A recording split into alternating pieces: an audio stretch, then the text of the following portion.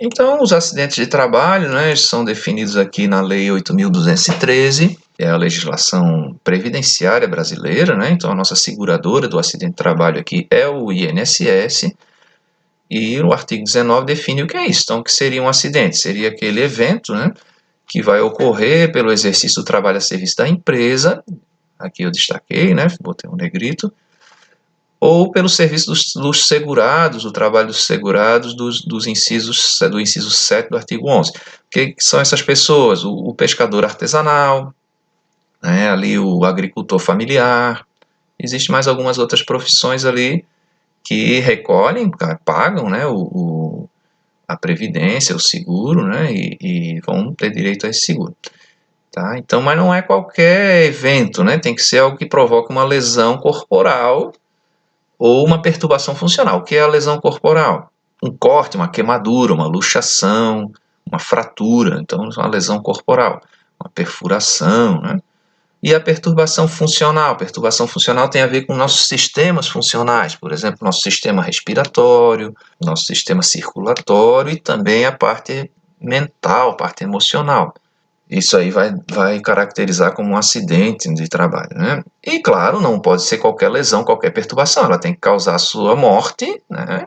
Ou a perda da capacidade para o trabalho, né? Essa perda pode ser total ou parcial, que seria uma redução para a capacidade de trabalho, como perder um dedo, uma máquina, furar um olho. Então seria ali uma redução da minha capacidade para o trabalho. Essa redução pode ser reversível, então você pode tratar a pessoa e ela voltar com 100% da sua capacidade de trabalho. Ou não, pode ser uma redução permanente, pode ser uma perda permanente, né, da capacidade do trabalho. Né? Então equivale aos acidentes de trabalho, no artigo 20, se eu não me engano, da mesma lei, a doença profissional ou doença do trabalho. Qual é a diferença? Doença profissional, existe uma lista de doenças que são relacionadas a determinadas profissões. Por exemplo, a silicose para o mineiro de profundidade. Já é caracterizada, né, pela lei mesmo como uma doença daquela profissão. E a doença do trabalho é uma doença que tem relação com as condições de trabalho de qualquer profissão. Por exemplo, a silicose do operador de jato de areia. Então vai ser caracterizada por conta da condição de trabalho daquele empregado, né? Aí é uma doença do trabalho. Também o acidente sofrido no local de trabalho em decorrência de agressão de colega de trabalho, de terrorismo, de sabotagem. A doença proveniente de contaminação acidental, uma contaminação química, por exemplo, uma contaminação biológica. Tá? O caso aqui do acidente pérfuro cortante, que não te incapacita para o trabalho, né? Você perfurar o dedo com uma seringa contaminada, mas vai gerar ali, pode, né? Tem potencial para gerar ali uma doença relacionada ao trabalho, por exemplo, a hepatite B. Né? E também o acidente de trajeto ou em viagem a serviço da empresa. Qual é a diferença? A viagem a gente chama de missão, né? Então você vai fazer um trabalho para a empresa em outra localidade, por exemplo, fazer um curso, fazer uma visita a uma obra, fazer uma orientação de funcionários em uma outra unidade da empresa, né? Então isso é uma viagem a serviço da empresa. E o acidente de trajeto é somente da minha casa para o meu trabalho, do meu trabalho para a minha casa. Aqui vamos falar agora de segurança no trânsito. Recentemente a gente perdeu um colega de trabalho aqui do campus Macau, né? Um excelente professor, nosso amigo ali. Muito triste, né? Ele vindo para casa. Tá? Então a gente às vezes pensa que está seguro, como se estivesse dentro do traje do Homem de Ferro, porque a gente está dentro de uma máquina que pesa 1 tonelada, né? Mas ó, é uma casca de ovo. No caso aqui do acidente, não é essa foto aqui, né? O acidente do nosso colega não foi nem as ferragens, foi um estilhaço do vidro do carro que acertou ele e deu a lesão. Então a gente tem primeiro cuidado, né? O cinto de segurança. Você tem que lembrar que pela física os corpos tendem a ficar estáticos ou em movimento retilíneo, né? Permanecer ou parados ou em movimento, né? Então quando um carro colide, esse ensaio de laboratório aqui, ó, eu vou me projetar na velocidade que o carro vinha, né? Então causam sérias lesões, né? Se eu tiver amarrado, reduz muito isso, né? Esse caso aqui. Aí mesmo amarrado eu tenho um problema aqui chamado efeito chicote, ó, esse lance de cabeça para trás, né? E para isso tem que ter a almofada do banco, né? De todos os assentos do carro, tá? Para evitar aqui o efeito chicote. Então, para o caso do transporte de crianças, né, eu não posso ter ninguém solto no carro e também nenhum objeto solto, né? Então, criança até 1 ano, a gente vai transportar no bebê conforto. Esse bebê conforto tem que ser afivelado, amarrado no carro com o cinto de segurança do veículo, e o bebê vai amarrado no cinto de segurança da cadeirinha, sempre de costa para o motorista, né? Para segurar a inércia, né, do pescoço da criança aqui. De 1 a 4 anos, a gente usa aqui a poltrona, né? E também essa poltrona afivelada num sistema de ancoragem do próprio veículo ou no cinto de segurança, o mais comum no cinto de segurança do veículo. E a criança vai presa pelo cinto da cadeirinha. Essas cadeiras normalmente são reclináveis para a criança poder dormir, né? É muito comum você estar transportando uma criança e ela cochilar no carro, né? E para a criança de 4 a 7 anos, esse booster. É ideal, tem alguns que não tem o encosto, mas o ideal é que tenha esse encosto para você ter a proteção de cabeça por causa de uma batida lateral, ter a proteção. Aqui a criança vai presa pelo cinturão do veículo, tá? Do próprio veículo. Depois dos 7 anos, a criança já tem estatura para usar o cinturão do veículo mesmo, sem precisar, sem estar se enforcando com o cinto, né? Cuidado aqui com o celular, isso causa muitos acidentes, né? Uso de mensagens de texto, mensagens de voz também. Você não pode tirar a atenção do sistema de trânsito.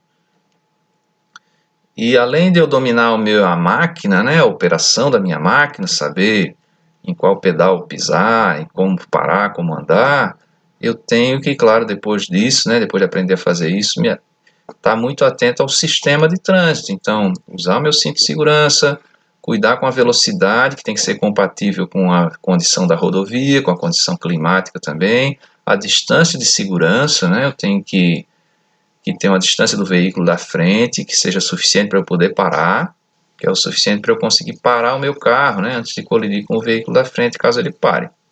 Também sinalizar minhas intenções, né? Usar a seta, usar o farol, né?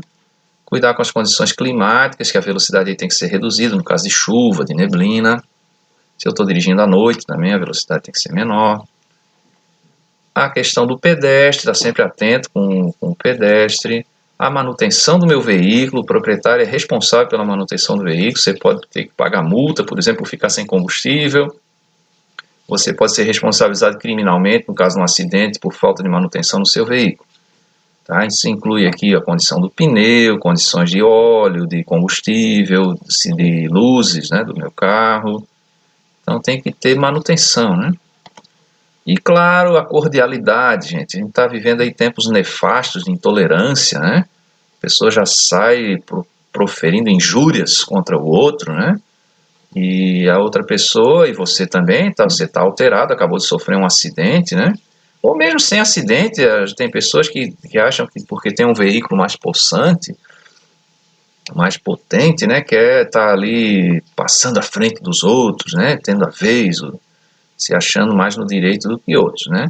Quem tem razão no trânsito, na verdade a razão é da segurança, tá? Não é minha ou do outro colega, né. A gente tem que seguir regras e ser cordial. E se acontecer um acidente, se preocupe sempre com a condição das outras pessoas, do outro veículo, se alguém se machucou, se tem criança no carro, né, para depois ver essa questão material. Tá? Não se esqueça que a pessoa lá pode estar alterada, e se você não tiver um comportamento civilizado, a outra pessoa pode também não ter, né? E aí eu posso ter um transtorno ainda maior do que o que o meu acidente causou. No caso do acidente típico, assim como de trajeto, né, o típico, eu vou ter direito aos benefícios da seguradora, que é o INSS, a Previdência Social, Instituto Nacional de Seguro Social. Tá? Então, que benefícios são esses? O primeiro que eu recebo quando eu me afasto do meu trabalho por conta de um acidente ou de uma doença do trabalho é o auxílio doença. Veja que o acidente também vou ganhar o auxílio doença. Tá? Então, o que é isso? É o meu salário integral, tá? Que eu vou receber enquanto eu estiver afastado, vou receber pela Previdência Social. Ao retornar, se for possível retornar, né? Se eu morri, não vou retornar, aí eu vou ganhar a pensão por morte.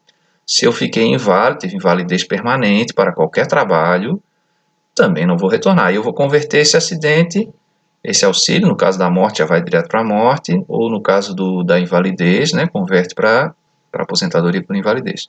Se eu voltar com alguma sequela, se eu voltar sem nenhuma sequela, com 100% da minha capacidade de trabalho, não ganho mais nenhum benefício, volto a receber o meu salário pela empresa, né? Mas se eu voltar com uma sequela, por exemplo, voltei aí sem um dedo, sem o olho, né? Eu vou converter esse auxílio doença em auxílio acidente. E esse auxílio acidente é proporcional à gravidade da minha lesão. Então ele não é o meu salário integral. E eu vou receber ele até me aposentar, mesmo perdendo o emprego. A não ser que eu me recupere. Se eu me restabelecer, minha condição de trabalho, 100% da minha condição de trabalho, perco também esse benefício. Tem a pensão por morte, que eu já comentei, a aposentadoria por invalidez também. Outra coisa que não é dinheiro, pelo menos não em dinheiro vivo, né? É a assistência médica, que o segurado tem direito também à assistência médica pelo SUS. Existem clínicas especializadas aí em fisioterapia, em recuperação dos acidentados, né?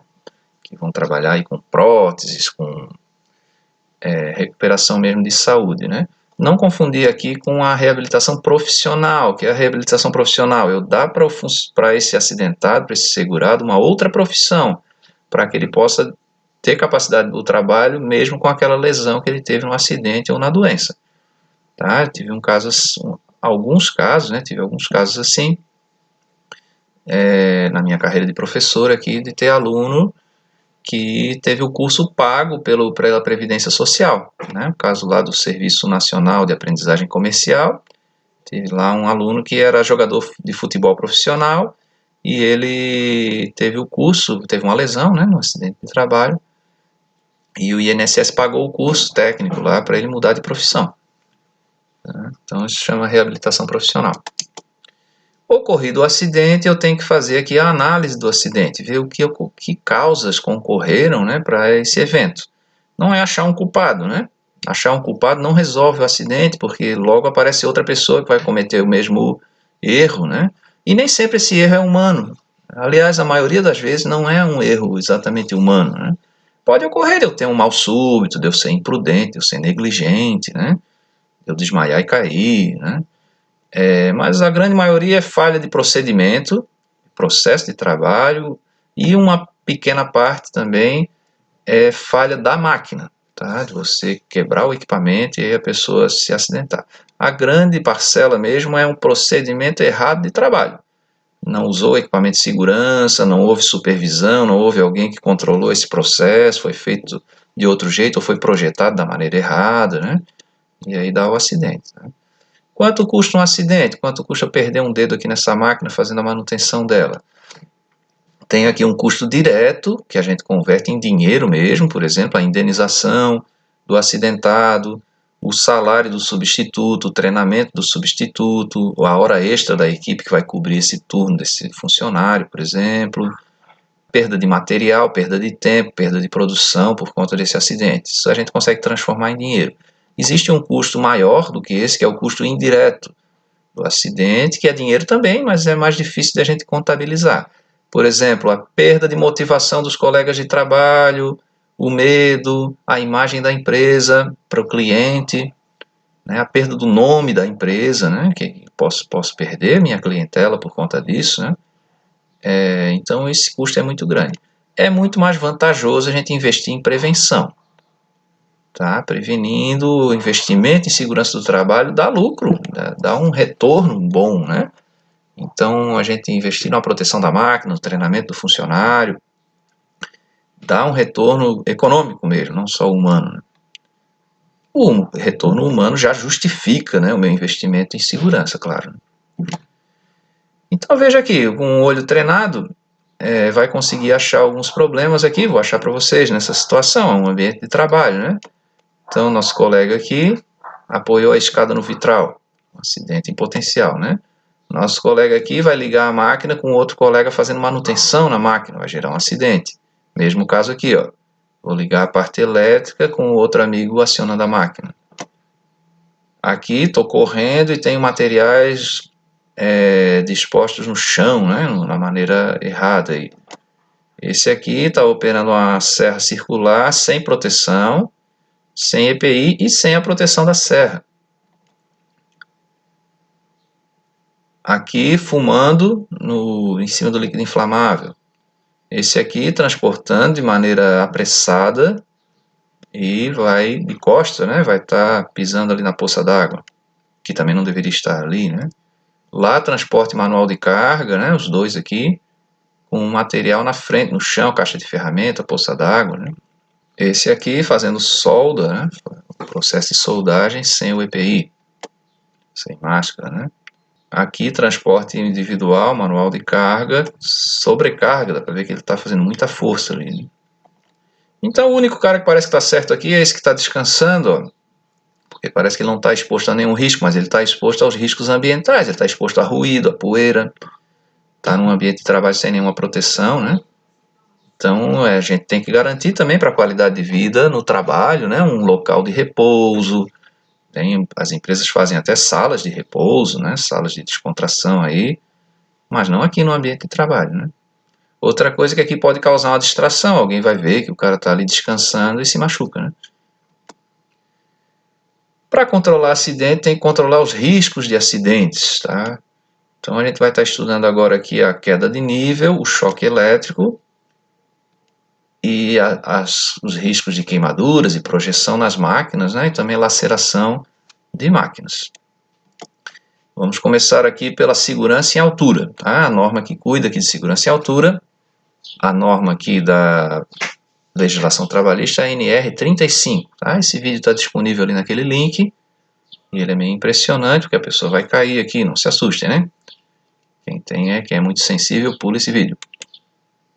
Então veja só, isso é um shopping center, ele está fazendo manutenção aqui, a 4 metros de altura aqui, a luminária. Caiu, né? Lá no site diz que, onde eu puxei esse vídeo, né, no comentário do vídeo, diz que esse funcionário morreu. Né? Um acidente de trabalho aqui fatal, né? Então o que está errado aí? É porque ele está sem o cinto de segurança? O que tem de errado nesse processo de trabalho? Né? Foi ele que falhou e não se segurou, né? O que está errado aqui é o processo de trabalho. Veja que isso aí não é uma atividade eventual, é uma atividade rotineira. A gente troca lâmpadas de shopping, né? Depois do expediente, né? Então isso é uma atividade rotineira.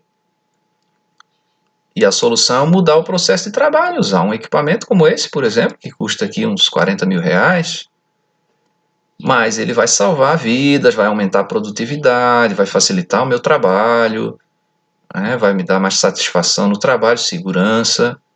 Tá? A pessoa pode até operar sozinha esse aqui, não precisa de um assistente ali para segurar a escada. Né? Ele se desloca, é motorizado, né? Um equipamento elétrico. E aí eu vou ter um trabalho com segurança. Eu sempre tenho que ter um ponto de ancoragem, tá? Para amarrar o meu cinturão, claro, né? Esse cabo que liga o ponto de ancoragem no cinturão a gente chama de talabarte.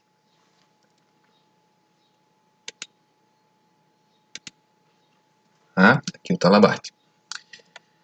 Esse ponto de ancoragem tem que aguentar 1.500 kg, diz a norma, né? NR35.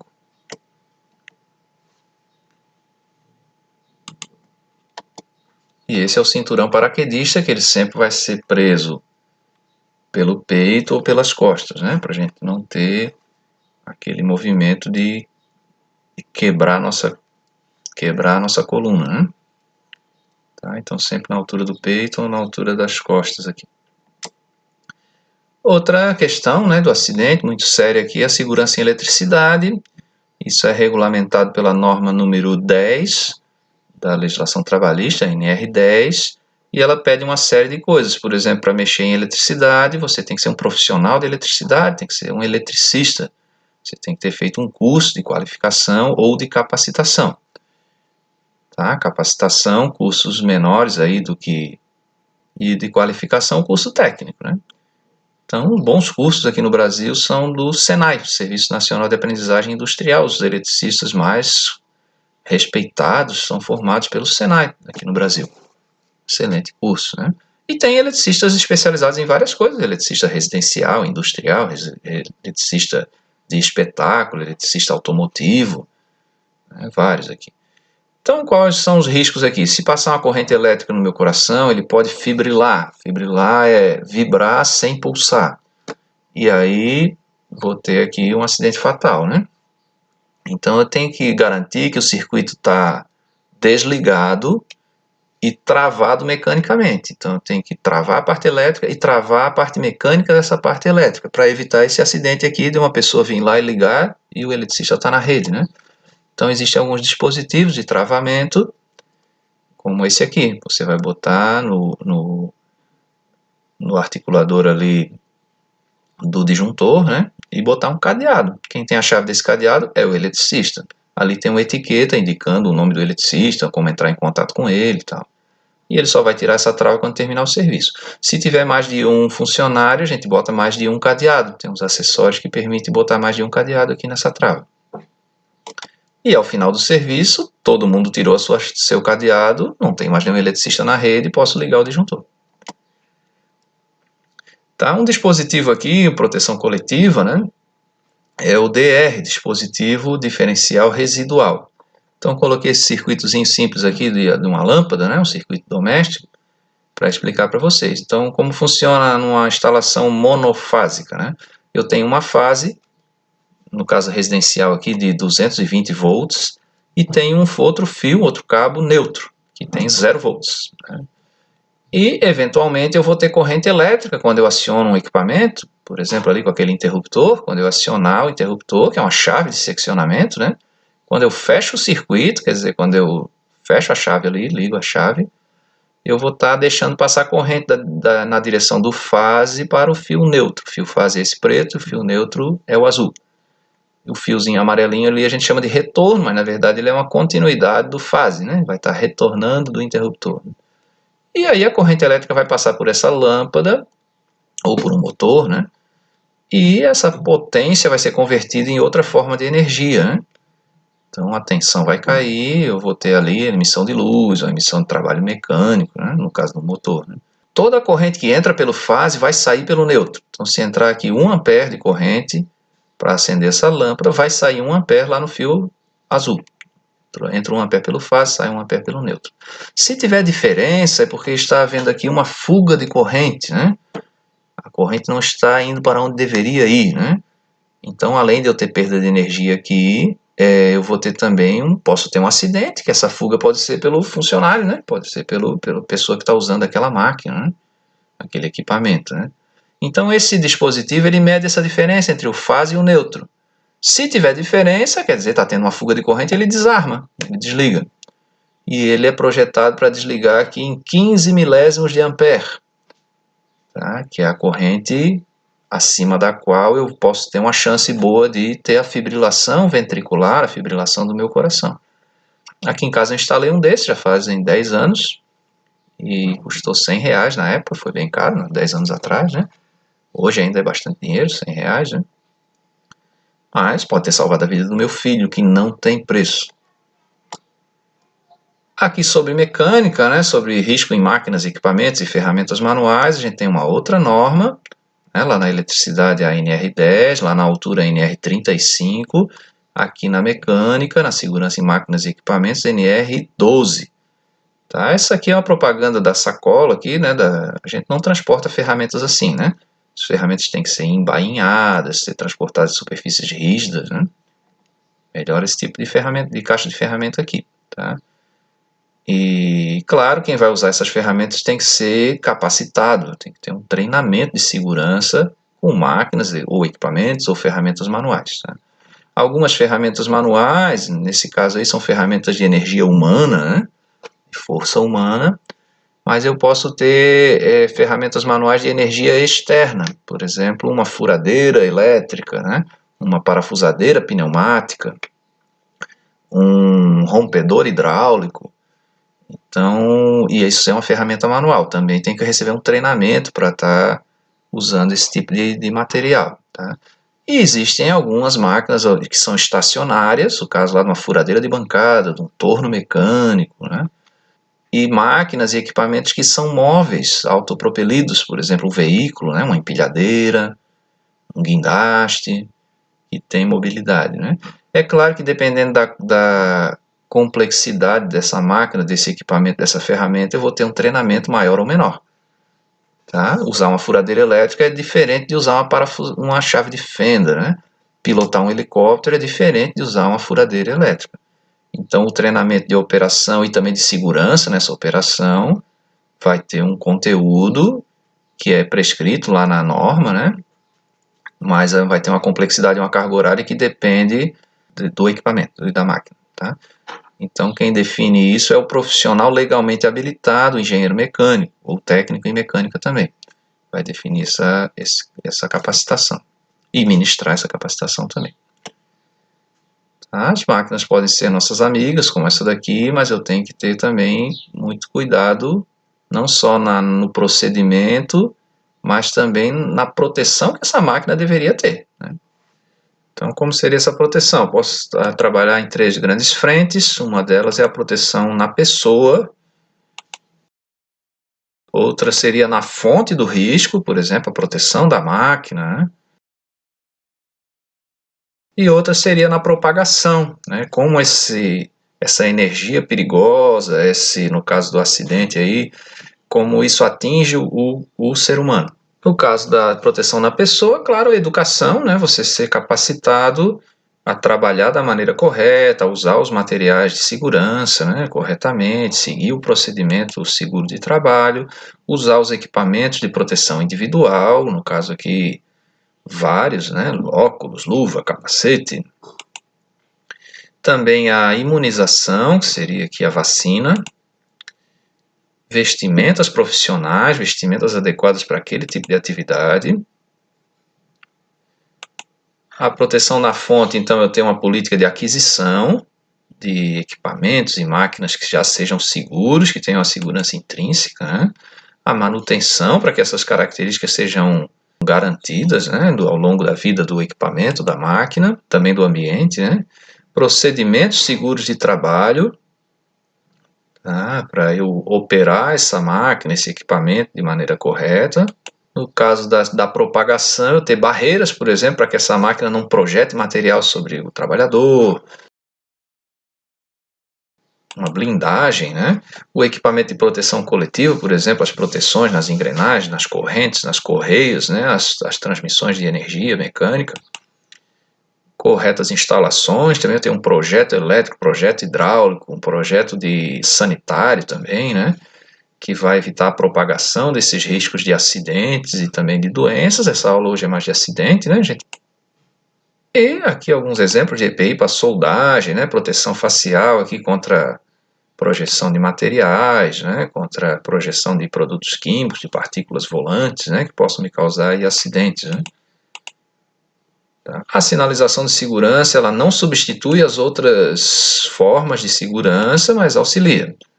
Tá? Além disso, eu tenho que ter capacitação, tenho que ter equipamentos de segurança, procedimentos seguros, né?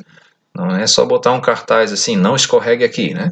Eu tenho que ter um piso e um calçado adequado e uma capacitação para transitar naquele local que tem o risco. Essa é a clássica, né? Risco de choque elétrico, né? Mas ela dá uma reforçada, mas eu tenho que ter realmente a proteção na fonte, né? Na pessoa, na propagação. Então, no caso da eletricidade, os acidentes domésticos, aqui puxando um pouco para a nossa qualidade de vida fora do trabalho, né? Eu tenho que ter protetores, né, de tomada e supervisão, né, principalmente com criança, supervisão. Esse dispositivo diferencial residual, que já falei, né, a gente tem na nossa instalação elétrica da nossa casa. As casas mais novas, né, já é exigido pela concessionária, a concessionária só liga a energia se a casa já tiver esse dispositivo de segurança, né. A questão dos acidentes domésticos também, das queimaduras, né? Tomar o cuidado aqui de lugar de criança não é na cozinha, né? A cozinha é o lugar mais perigoso da nossa casa, mas mesmo assim, além de não permitir a criança ali, a gente usar os queimadores da parte de trás, né? Do fogão e nunca com a alça virada para fora, né? Questão do produto químico também, doméstico, né? A gente não ter acidente de ingestão, ter um lugar adequado para guardar isso e a criança não ter acesso, né? um armário com chave ou numa altura que a criança não consiga pegar, né? Claro, né? Aqui também o afogamento, numa piscina, na sua própria piscina, na piscina do clube, na casa de um amigo, criança tem que ter supervisão, né? E o ambiente também ter segurança, né? Nesse caso aqui com a tela de proteção. Tá? Então, para o resumo da aula, né, para controle de acidentes, a gente pode estar atuando aqui no preditivo, no preventivo ou no corretivo. A gente já viu que o preditivo é projeto, né? O preventivo é eu neutralizar os riscos que eu já tenho e o corretivo é eu trabalhar naqueles riscos que já geraram a perda, né, que já geraram um acidente. Então, por exemplo, o preditivo, já na minha instalação elétrica, eu tenho o dispositivo diferencial, né? O preventivo, eu tenho uma parte exposta na minha máquina, eu botar uma proteção antes que aconteça o acidente, né? E o corretivo, nos resta só o amparo à vítima, né? Os primeiros socorros, aqui o tratamento também. Então começa lá no preditivo, né? A gente tem uma política de aquisição de equipamentos, de máquinas, de materiais que já sejam seguros, projetar os processos de trabalho de uma maneira segura, projetar o próprio ambiente onde esse trabalho, onde a nossa vida vai acontecer. Isso aqui vale também para o nosso projeto da nossa casa, né? Recrutamento e seleção, quem é que tem o perfil para aquela função, né? Qual o perfil mais adequado para aquela função. Atenuar na fonte, né? Antes de ser gerado já, o risco, né? E aí, claro, aqui nessa transição do preditivo para o preventivo, eu tenho os exames de saúde ocupacional, que podem ser os admissionais, né, onde eu já vou selecionar características, por exemplo, que aquele funcionário tem que ter de saúde para aquela função, e também os exames periódicos, né, onde eu vou ver se a pessoa está agravando, possa gerar ali um acidente. Por exemplo, a labirintite, para quem trabalha em altura, né? A educação é básica, né? A gente tem que aprender a se cuidar na nossa casa, no nosso trabalho, na nossa vida, né? Controlar a propagação, por exemplo, botar um anteparo, né, um aterramento elétrico na máquina, um anteparo que evite a projeção de líquido, de partícula, né? O equipamento de proteção individual também, antes que o acidente aconteça. Eu posso alterar o meu processo, eu tenho um processo perigoso e eu posso mudar o jeito como esse trabalho é feito antes que gere o acidente, né? E aqui na transição entre o preventivo e o corretivo, porque os pequenos acidentes ou os quase acidentes também têm que ser estudados para não gerar um acidente mais grave, né? Um monitoramento. Então é a coisa da inspeção, o comprometimento das lideranças no controle de segurança, né? Não adianta eu dizer assim, o funcionário que não quer usar o capacete. Se ele não quer usar o capacete e a empresa deixa, é porque a empresa não dá valor para isso, né, para o uso do capacete. Então tem que ter um supervisor que dê valor para os valores da empresa, né? Os primeiros socorros, né, tem que ter gente treinada na empresa para dar esses primeiros socorros, no caso do acidente já ter ocorrido, né? Acionar o seguro de acidente de trabalho, que é obrigatório, né? Analisar os acidentes ocorridos, educar as pessoas para que aquele acidente não ocorra de novo com outro funcionário e, num caso extremo aqui, a indenização. A educação está em todos os níveis, né? A gente tem que investir também aqui no projeto, por exemplo, educar o meu empresário, né, o meu patrão, meu empregador, a ver a segurança como um investimento, como um ganho para a sua organização e, claro, um ganho humano também, né? Mas também como uma estratégia do negócio, né? E quem monitora tudo isso, né, é a Comissão Interna de Prevenção de Acidentes, é uma comissão regulamentada pela lei trabalhista, né, onde eu vou ter representantes do empregado e representantes do empregador, dos empregados e do empregador, para estar acompanhando essa execução do trabalho seguro, analisando os acidentes, orientando o colega de trabalho, denunciando, né? Então, essa é a famosa CIPA, né? Foi uma conquista a CIPA do movimento trabalhista, né? Uma exigência dos próprios trabalhadores lá na Inglaterra, né? Quando viam que estavam morrendo no trabalho e eles mesmos tinham que aprender a exigir as medidas de segurança. E para a gente implantar essas coisas, a gente precisa de uma espécie de vacina, né? Está na moda agora, que a gente está desejando muito uma vacina aqui para essa doença Covid-19, né? Então, quem é essa vacina? São os profissionais de saúde e segurança do trabalho. Então, se você quer ser um desses caras, preste atenção aqui. Primeiro carinha, Bombeiro profissional civil, é o profissional de prevenção de incêndio, que tem nível de primeiro grau, né? E ele faz um curso de 240 horas, um curso de qualificação para exercer essa profissão. É o bombeiro da prevenção. Você já deve ter visto algum dentro de um shopping center, no circo, no cinema, né? Em algum evento de grande porte aí. Bombeiro profissional civil. O técnico de segurança do trabalho, aí sim, já tem que ter o nível médio, e ele faz mais 2 anos de curso, só com a parte técnica, né, para exercer essa profissão na parte tática e operacional, né, que seria ali a análise dos riscos do trabalho, o monitoramento, capacitação dos funcionários, né, prevenção de incêndio também. O técnico de enfermagem do trabalho, esse amigo que vai dar o suporte aqui na área de saúde da empresa, no ambulatório da empresa, no acompanhamento dos exames de saúde ocupacional, também monitora ambientes de trabalho. Sim, eu vou voltar aqui, o técnico de enfermagem do trabalho, ele já tem que ter o curso técnico de enfermagem, normal, de nível médio, né? E mais 6 meses de curso específico de condições de trabalho, né? Para virar o técnico de enfermagem do trabalho. E o enfermeiro do trabalho é profissional de nível superior, tem a graduação em enfermagem e faz uma pós-graduação em nível de especialização de mais 2 anos na área de saúde do trabalho. E o médico do trabalho também é profissional de nível superior, que já tem lá os seus 5 anos de curso, né, e mais a residência médica, e aí vai fazer mais 2 anos de curso de especialização, ou uma residência médica na área de medicina do trabalho. O engenheiro de segurança do trabalho é o engenheiro ou o agrônomo, que também é um engenheiro, né, que tem a graduação em engenharia ou agronomia, e faça a especialização de 2 anos também, pós-graduação em nível de especialização em engenharia de segurança do trabalho. O psicólogo do trabalho também é uma profissão de nível de pós-graduação, ou seja, tem que ter a graduação em psicologia e aí faz mais 2 anos de especialização, nível de pós-graduação. Também o fisioterapeuta, nos ajuda muito aí na recuperação e também na prevenção, né, no postural, na definição de processos seguros de trabalho. Outro amigo aqui, o educador físico, nos ajuda muito também no postural, na execução do trabalho físico, né? E também na recreação, na qualidade de vida também. O assistente social, que vai cuidar dessa questão do amparo ao cidadão, ao trabalhador mesmo, o acesso, por exemplo, os amparos que são regulamentados pela lei, e orientação também, né, das pessoas.